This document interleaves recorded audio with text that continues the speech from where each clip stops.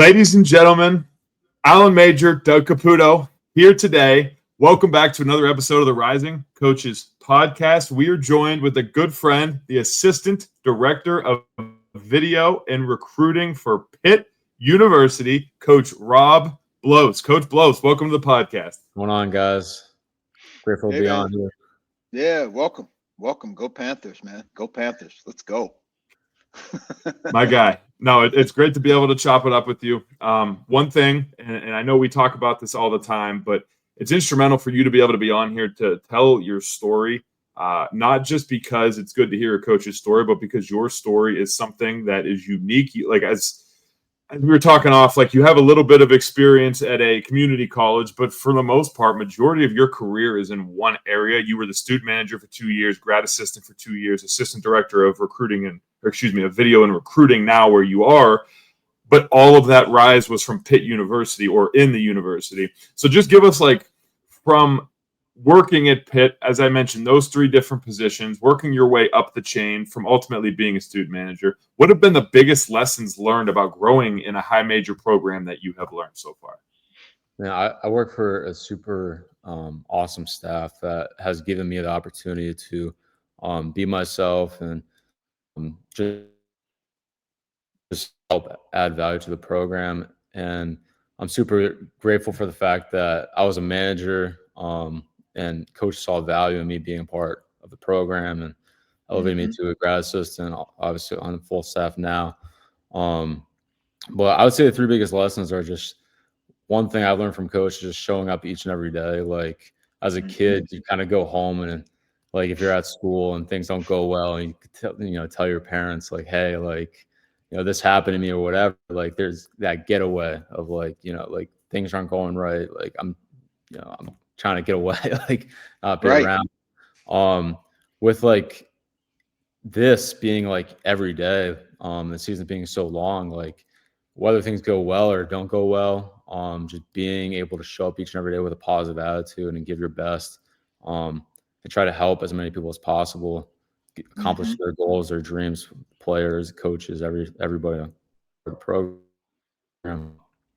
I'd say that's the biggest lesson I've learned, along with like just excelling in your role. Like if you're a manager, there's value in like you're helping players get better. Like the player wants to get to the NBA or they want to have a professional career. You're helping them and being a part of that journey. Like they've been through high school, maybe won a state championship. You're helping them get to their final goal. So there's value in every position on staff. Like it just consider your role to be too small. Like try to be the best you can be at it and give it everything you got. Yeah, no, that's great stuff, man. I always like it when guys get moved up within the same organization. We had a guy from the Pacers. He's a pro personnel scout. His name's Vance Catlin. And he's literally been with the Pacers for like a total of 20 years. It's like 18 or 20 years, but it's, he was like video coordinator. And then, he never really wanted to be experienced the coaching side. He's kind of gone the front office route, but he's just, reliable, available, and they just kept moving him up. So, that's what I love about your story. And is it something when they said, hey, Rob, we're going to let you do this now, has anyone ever said like, well, we're going to move him up because like, have they ever told you the reason why? Because, and I'm saying that it's a good thing because it's probably a good reason, but have they ever said like, well, it's because he's this, ... Right.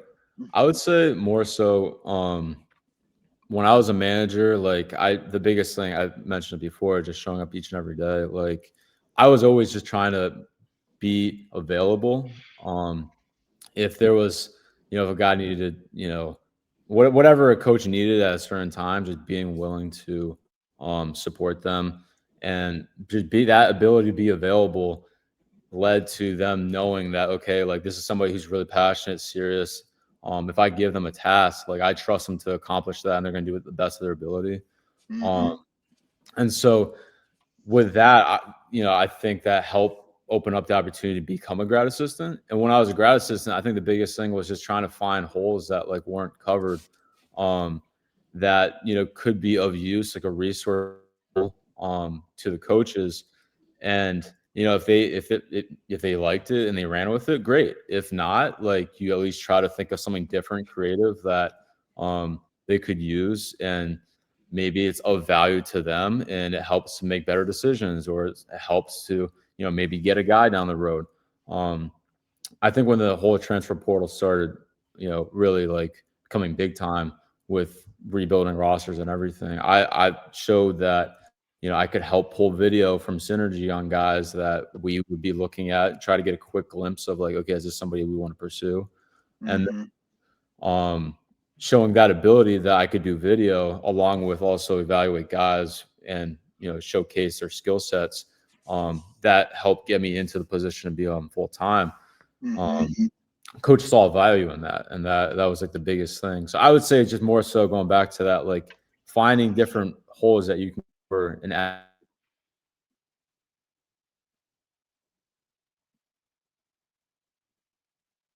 We lose him. I would say with just being able to find holes within the organization that you can really add value to.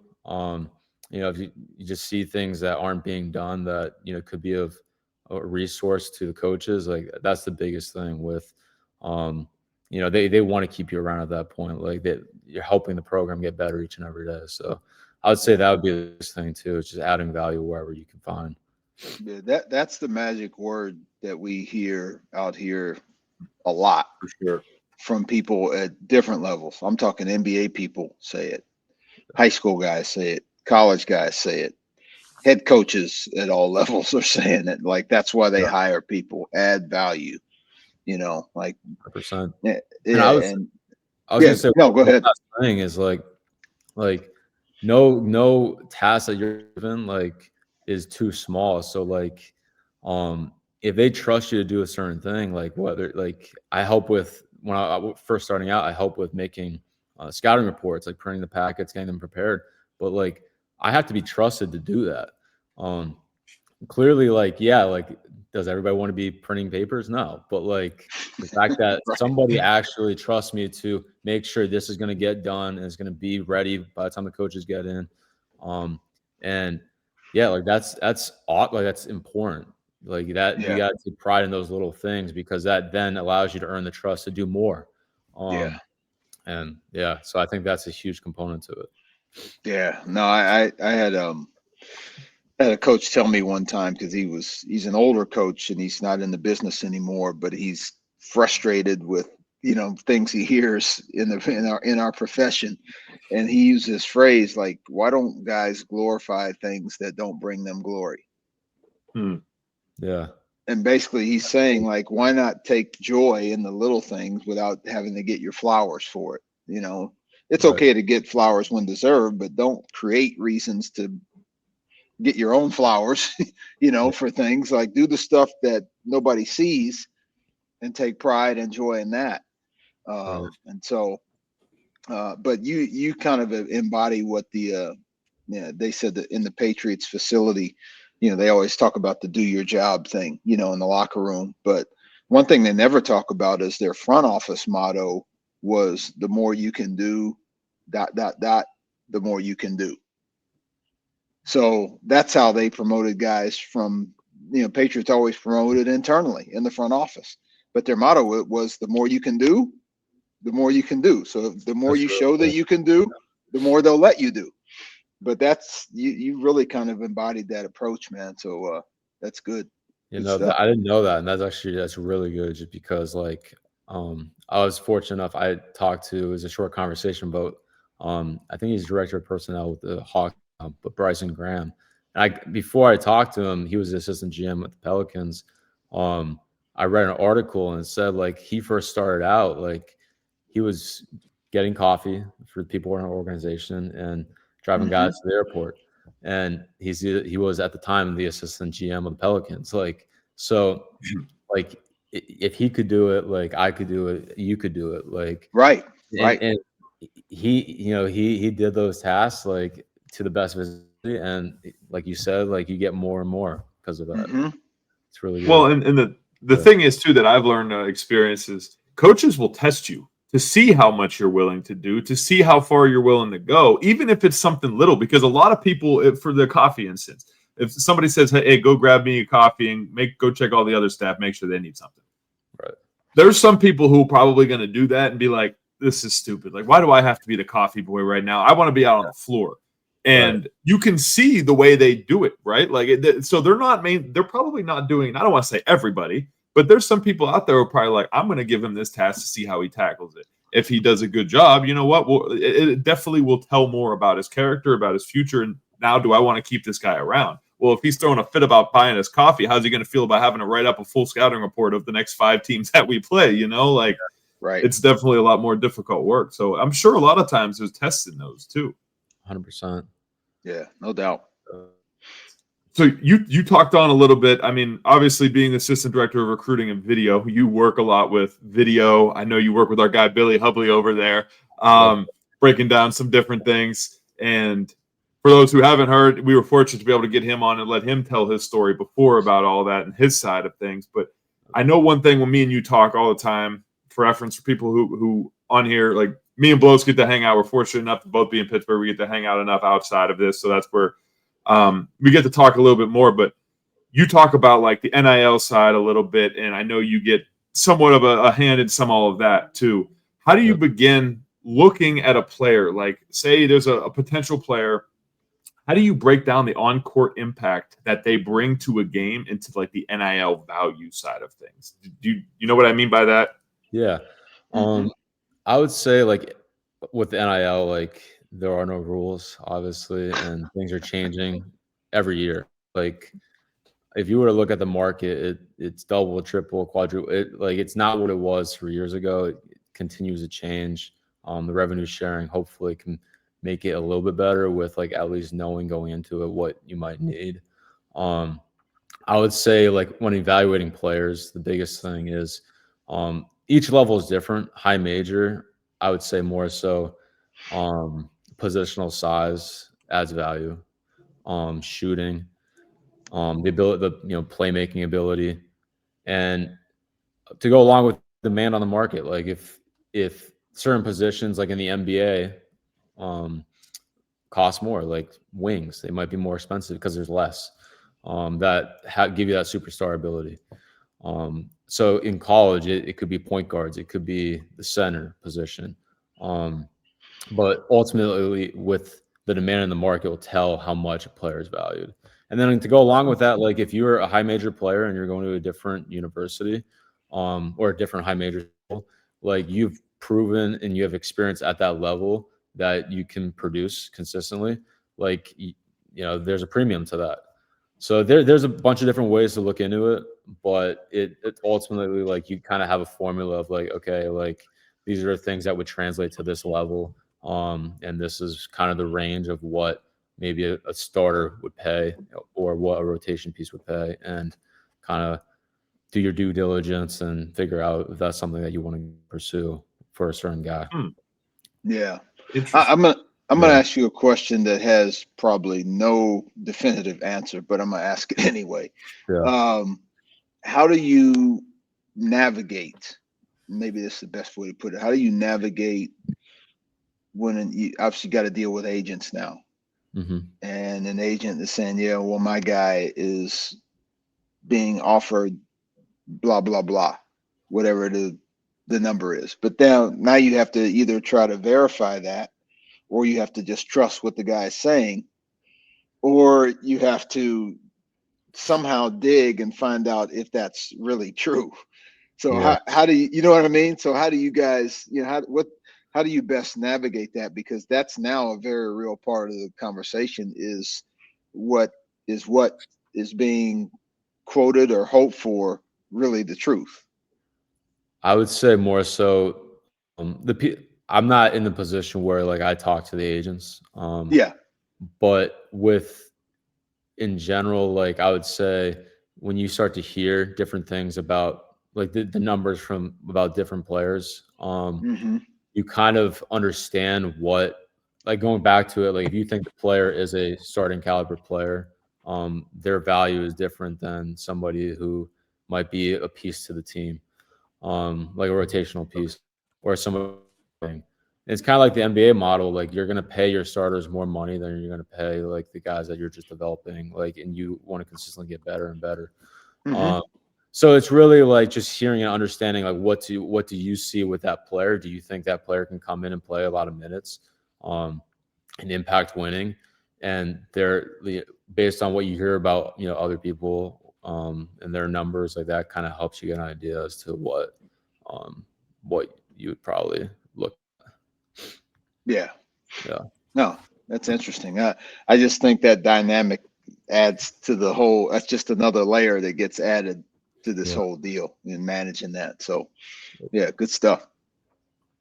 And I know the one thing that you love to talk about too, because I know you love to do with like the roster construction portion of things. I know like whenever, so me and him are big football guys, right? We always like to go watch some football games together, and somehow, some way, the roster construction always pops up. We always talk about it. It's interesting for me to hear because it's definitely a cool perspective, and he has a hand in it. So I mean, like, what are some of the pros? I guess some of the pros cons of just one.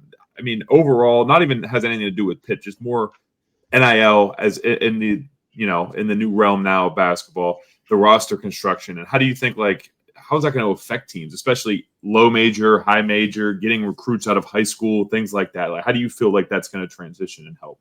So I say some of the pros with it is like for a lot of teams, like if you have a down year, you can go and change your team quick and be competitive again. Whereas years before, it would take a couple of years to bring in high school kids, develop them, and then when they're juniors, seniors, actually be a really, really good team. It's more so you're accumulating talent and bringing guys in and giving them opportunities that I think they can excel in. And so I think there's a lot of pros to that. Like Pitt, we had success with bringing guys in that may have not had an opportunity elsewhere. And Coach Capel's done an unbelievable job with this too. But giving them opportunities where we saw we had a guy, Greg Elliott, who was a really good catch and shoot 3-point shooter. And he was more of like the sixth man with Marquette's. He got for us for majority of the season and was awesome. He helped us win. It was a huge part of that team. And even guys that were at, we had a guy, Nelly Cummings, who he was at Bowling Green and he didn't do as well there. He went to Colgate and they saw something at Colgate with, his skill set, and they developed him at Colgate. And his final year, he got the opportunity to play high major basketball. He always dreamed about playing at Pitt. And so I think it's really like for the players part of it, you might not be where you want to be, but like you can continue to develop and impact winning, and then ultimately get to like play at a different level. Or if a guy doesn't have an opportunity and wants to go to a lower level and get an opportunity to play more, like he can impact winning there. So it's just, I think sometimes the cons are that yes, like the guys aren't here for an extended period of time. I think it was kind of lost. Like you get into this business because you want to, help people and impact people, and sometimes that is now like a 1-year window, and that's not the same as what it was. Right. But for the players, it's been great for the fact that you can get a fresh start and impact winning elsewhere, or even get a chance to play if you didn't have a chance to play. So no there's doubt. pros and cons to it. And the last thing I would say is it would be interesting to see with high school recruits. A lot of teams in the mid-major, low majors, are they going to have opportunities to get better high school recruits in the future, and those guys be able to play right away? So I think that's really cool. You'll see a lot of guys, the talent will be distributed differently than it was. Yeah, no, I'm with you. Especially with the high school thing. I think if they do their due diligence, the mids and lows will be able to find a better quality high school player just because, some of the upper mids to highs just know, hey, we'll go get a guy in the spring. And so some of the due diligence in terms of investigating and finding, and I'm even talking about sleepers, just guys that don't get recruited. And then there's always, I think, guys in the spring that are available that are just out there. They got looked over. They didn't sign in the fall for whatever reason, and that they're still available in the springtime. I think that's the other list that deserves to, be put under the microscope as well, especially when the portal is going on. But who's those 25 to 50 to 75 high school kids that are still pretty good that for whatever reason this didn't get signed? The Mickey D's guys, they can wait on whatever. That's not a big deal. But I'm talking like and it could be 75 to 150 or between 75 and 200. There's guys in those groups that just get passed over. So that dynamic's going to continue to be interesting.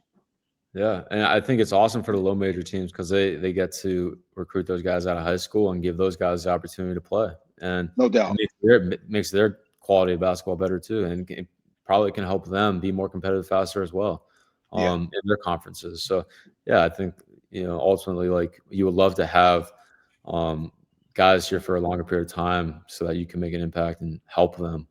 But there are pros and cons to it. Like, it's what it is now. Things have changed. Yeah. So, yeah. No, there are so many sleepers. Now, I won't say where because I don't want to publicize where I am going specifically. But me and my coach, it's like there's one little area. I'm sure there's way more, but there's one area that we've been working with that a few of my recruits are at. These kids are low major Division I, potential low major Division I, and we actually have our foot in there because they don't have one conversation.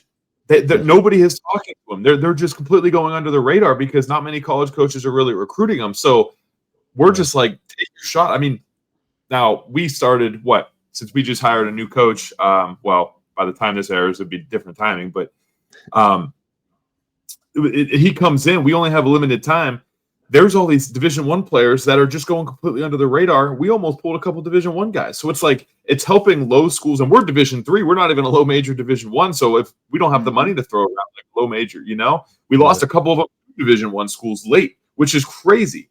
But then going back to one of the things that you spoke on, how it can help a team rise from being a bottom to the top. I'll give you a prime example. Robert Morris, this past season, right? I want to say they were last in their conference 2 years ago.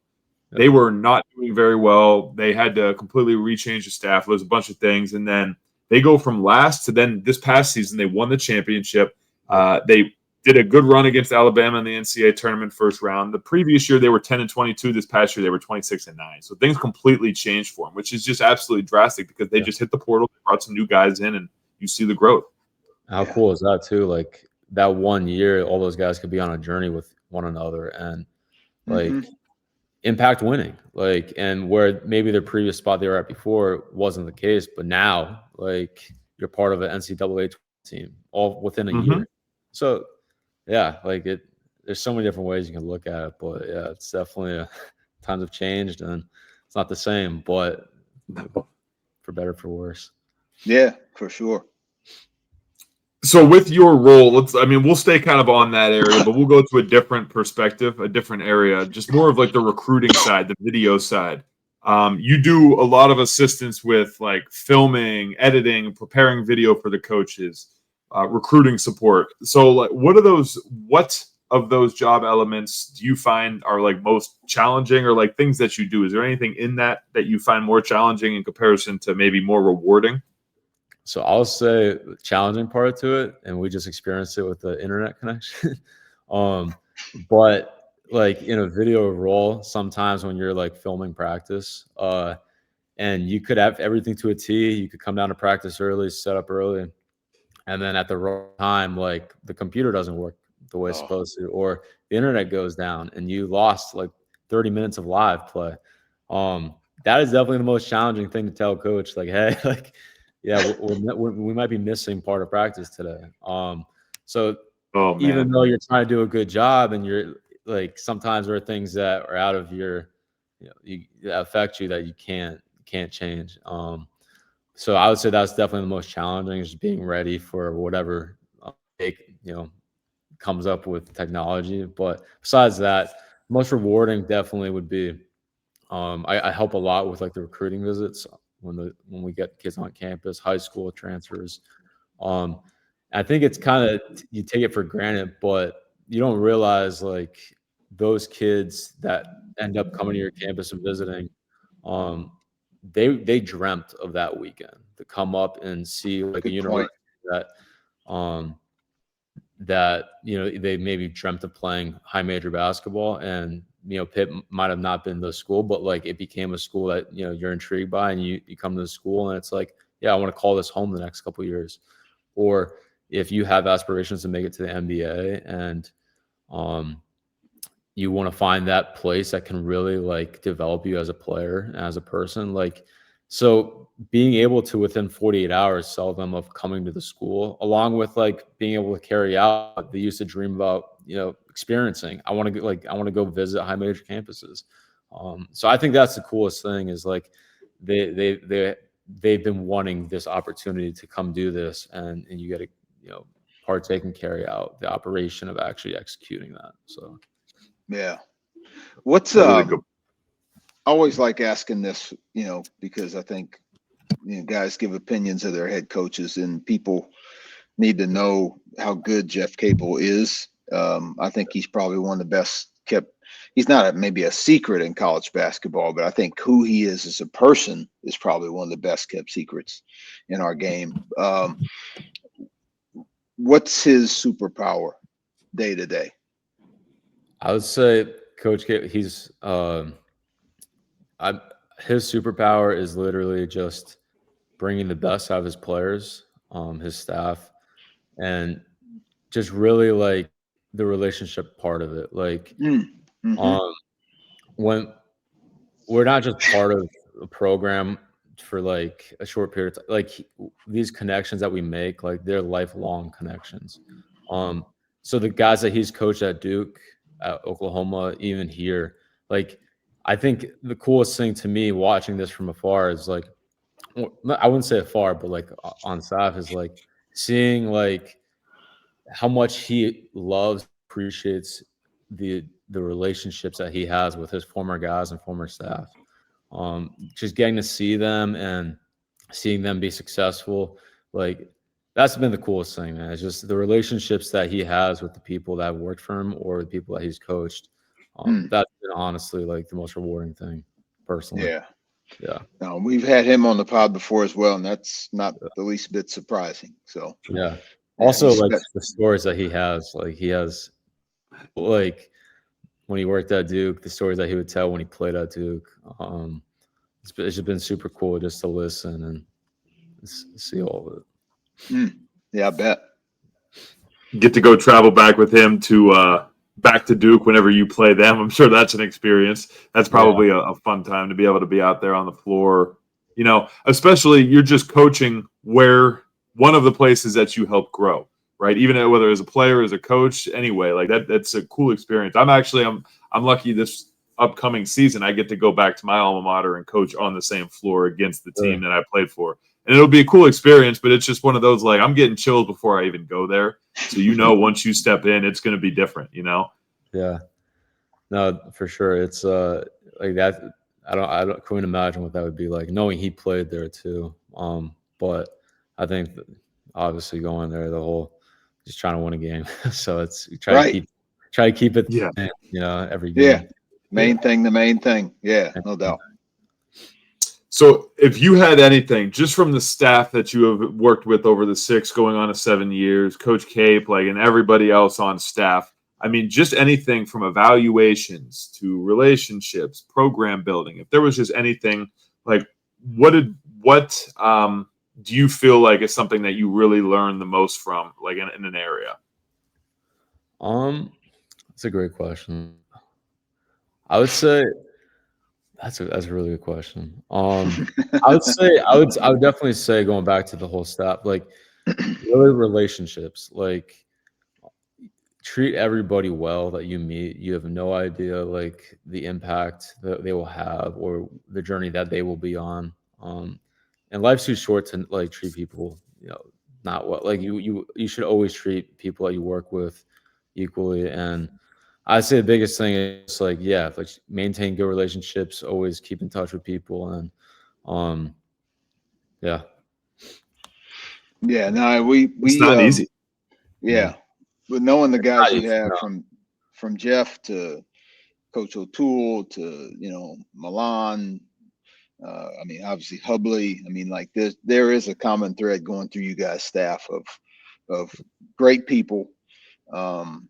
And even when times have been tough there, which Jeff was very candid about, on his pod with us, but who he is, the core of who he is has helped him, not just survive, but continue to rebuild and thrive and redefine and all those things that you have to do consistently to stay sustainable. So you're very fortunate, man. You got a great group around you, no doubt. Yeah, I've never ever heard somebody ever say a bad thing about it. Like that. Everybody's like, "Oh, it's Tim O'Toole, like great guy, like Coach Cable." Like that's all you really want at the end of the day. Like going back to, you want to make an impact on people, you want to help people. That's why you're in this business. And so that's like the biggest thing, is always just like treat people the way you want to be treated. Yeah. So, yep. No Well, doubt. and the one thing that I've learned too is your head coach, the coaches you work around, it doesn't necessarily directly reflect on you. But if you were to go, and I won't say Cape, I'll just say a random coach. I'll say for myself, say I'm working under a random head coach, and that head coach has terrible experiences. He has a terrible background. A lot of people know that he's maybe not the nicest person. And we're at X, Y, and Z school, right? Mm-hmm. People, and you go around and tell people that, they're going to look at you and be like, "Oh, you work for so and so over. Oh, okay." And whatever that coach has done, they're probably putting all of that on you. Now, no, it's not the same person. That you probably have nothing to do with any of it, but they're going to put a lot of those stereotypes onto you. I mean, I've had a situation before where I work with a coach, and I told somebody, I'm the so and so on his staff, and they're like, "Oh, okay, interesting." But you know what I mean? And right there, I learned. I'm like, I understand what your theory here, but great guy to me, never had any issues. Maybe had a bad experience one time in his life, and that's what you're basing it off of. But my point is, like, you definitely, who you're working for, the people around you, the environment that you have, a lot of that dictates the type of person that you are, and then I guess the image that you're portraying too. 100%. And too, like if you treat people well, like they're gonna work 10 times harder for you, because no doubt. Why not? Like, so, absolutely. That's the biggest thing too. Like a lot of times in this industry, like people trust, people that they know, and the people that work for them, like they already, like you said, there's this like, oh, this guy must be a hard worker if he works for this person, or must be a great person. And I'll say along with that too, like just the family aspect of like all the coaches, like being able to sometimes, like the coaches bringing their kids, like it makes you feel like more like family, and that's important too. So yeah, for sure. Now it's hard enough to beat the other team by 1 point. And so if it's an 8-month grind, or 7 or 8, it's hard, there's injuries, there's tough times, there's difficult environments to step into to try to win, there's hard things are just a part of it. Why not try to do it with people you enjoy being around every day? Because that other part is hard. So it's twice as hard if you're with people that you don't jive with, and you don't have a vibe with, and you don't enjoy being around. So now you're dealing with 2 different issues, and that's where you can get drained or burned out in this business if you're not careful. So you can never ever it's hard to go wrong with good people, for sure. So it makes it more enjoyable and the work easier, like you said. Like you're dealing with the people, and you're collaborating with the people that like you it's the biggest thing. So no doubt. I always thought every single time people would come on and they're like, "Oh yeah, you want good people around you." My first thing is like, why does everybody say that? It doesn't make sense. As a young coach, I'm like, it doesn't make sense. Yeah, I get you want good people around you, but then once you actually are in it, you've been in a position where there's not the best people around you, and then you've been in a position where there is great people around you, and you've seen both perspectives. You're like, I fully get it. You're around these guys, like Major said, you're around these guys 24/7. You can't. You're on a bus with them. You're on a plane with them for hours, sitting right next to them. You can't get away from them. Yeah. So it's like, if this is somebody you can't stand, imagine sitting on a plane with them for 5 hours, and then you're like, well, this is going to be a trip. Yeah. It totally for makes sure. more sense now. For sure.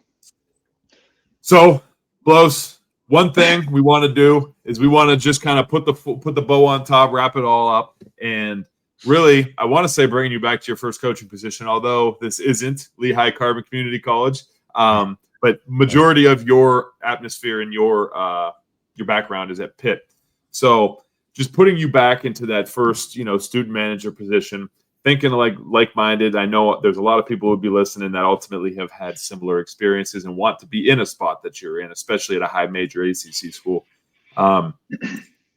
If there was any one piece of advice that you could share with your younger self, being in the profession, knowing what you know now, what advice would you share with those coaches? I would say just don't stress about the destination as much.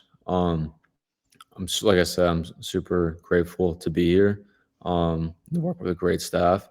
But when I was in high school, it just a little bit about me. So when I was in high school, I had a surgery and was out of school for a good month. It was my first time actually watching March Madness, which is pretty late in my life. We should have been earlier. But I saw Duke win the national championship in 2015. And I was actually rooting for it. I actually kind of want to see the Wisconsin team that year. And I remember that summer, I started I saw the brotherhood that Duke team had, and I was really intrigued by it. And so I started following Duke a little bit more. And that summer, I saw they put out a video of the day in the life of Coach Capel. And I watched the video, and I was like, if my job was that, I would live a pretty good life. You're impacting people, you're coaching basketball. How cool is that? So it's funny. I watched that video when I was a lot younger, and then all I wanted to do was help out a team. So I helped out my community college for a year. I met Coach Abdul Rockman. His son actually played for Michigan, and he actually knew Tim O'Toole. Once again, relationships. So I was the only guy helping out around there, and I was I really want to be a manager at a high major school. So ended up, things worked in my favor. Went to Pitt, and I became a manager. And all I really wanted to do as a manager was I really wanted to eventually get a GA opportunity. And there was a good month in between when I graduated college and when I actually got offered the position. And that was the moment I was you know what, if things don't work out, if this door is closed, that's okay. I still want to coach basketball. I still want to do things. And there's opportunities to do that down the road, whether it be high school, community college. And sometimes it's not always meant to be. And then I got the call a month later and ended up that door opened back up again. I walked right through it. And then when you're a GA, all you really want is to, eventually be part of a staff of a program at a high major level or even the NBA. And so you're consistently trying to stress and want this next step, and you're not actually cherishing the moment that you're in.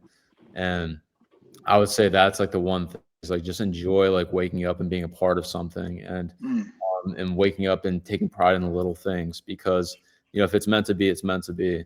But if you're not happy doing it, you're never going to be happy doing it, and you're never going to enjoy the journey before it's too late. You'll be in the position you wanted to be in. You'll be wow, the good old days were when I was a manager, when I have all this responsibility. So, and then on top of that, the coolest thing is it ended up years down the road, I'm working for a guy that, I saw the video and actually got me into wanting to do this one day, and I ended working for him. I'm on staff. So just don't stress about the little things. Just take pride in the day to day, and let the doors open as they open. And if they close, they close. But definitely, that would be the one thing I tell myself. Great stuff, man. What a difference 10 years makes, huh? Yeah, it's crazy. No, things will play out, but just be grateful for where you're at, and no, I didn't even know all that. Especially the cool part that you go from a community college to then it ultimately brings you. Yeah, you had to work your way up the chain, but in the long haul, it brings you to being on staff at Pitt University, from going from a Lehigh Carbon Community College to Pitt University, and now being on staff at Pitt. It's just like, it's an amazing transition. It says a lot about you, and it definitely, it's crazy to be able to see the growth and just, you know, obviously what you're doing is working. So keep doing what you're doing. Love that. Yes. No, man. Well, good. You know, before Dougie lands the plane, man, please say hello to all those guys for us. Absolutely. You know, looking forward to tracking you guys for sure. And like I said, man, I haven't known you long, but you know, just having some chow with you at the Final Four last year was a good time. And like I said, I'm excited just for, you know, not just for you, but for the program too. So, and again, thanks for, I know we've been talking about doing this on and off. So thanks for squeezing us in. We appreciate it, brother. Thank you so much for having me. And I look forward to hopefully seeing you also in Indianapolis this coming year. Yeah, no doubt. No doubt. I think you'll be seeing me around Pittsburgh a little sooner, but regardless, no, brother, honestly, like, truthfully, I say it to everybody, and I mean it to everybody, even though you're a closer friend. Like, thank you for being on here, sharing everything, because, I mean, I know we said before, but your experiences and growth is very pivotal, and it definitely will speak volumes to people listening. So there's going to be people who will be able to resonate with that, and I'm sure a lot of questions have been answered for those people, and it gives them some more insight. So thank you. I appreciate you and everything that you've been able to help me with. And likewise, I know we still got a lot more things to in the future, but I know I'll be seeing you around soon enough.